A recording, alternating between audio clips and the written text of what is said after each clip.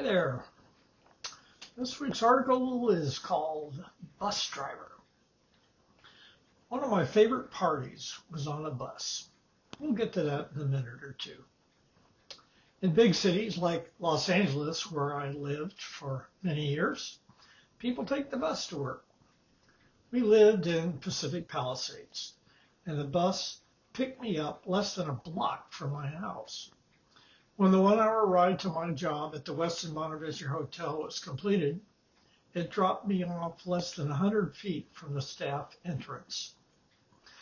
The trip was relaxing, and I could read or watch some funny traffic situations on the freeway. With the same passengers each morning and evening, the bus provided a forum for conversations. These were not chats about the weather.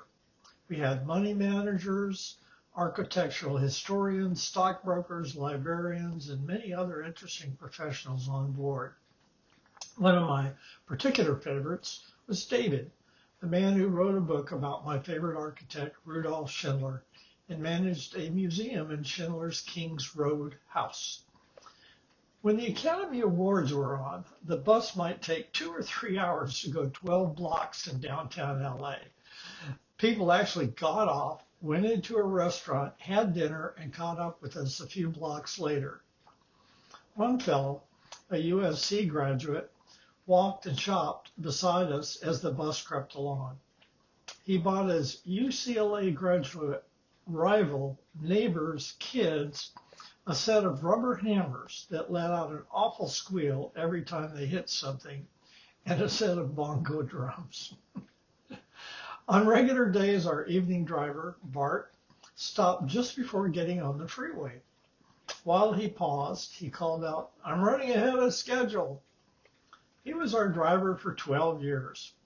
On Friday nights, several passengers would run into the liquor store next to the stop and scoop up enough snacks, wine, and beer for us all on the trip home. Then Bart would get on the freeway. We were sad to find out that our driver was retiring after 30 years, and we cooked up what was one of the best parties I've ever been to.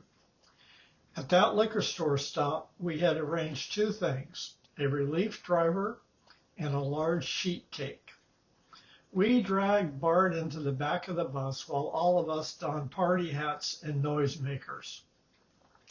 The cake added to the usual store acquisitions, and the party began. An hour later, at the end of Sunset Boulevard in Pacific Palisades, we had arranged for his wife to meet the bus and take him home. He laughed so hard that tears ran down his face. We were pretty misty, too.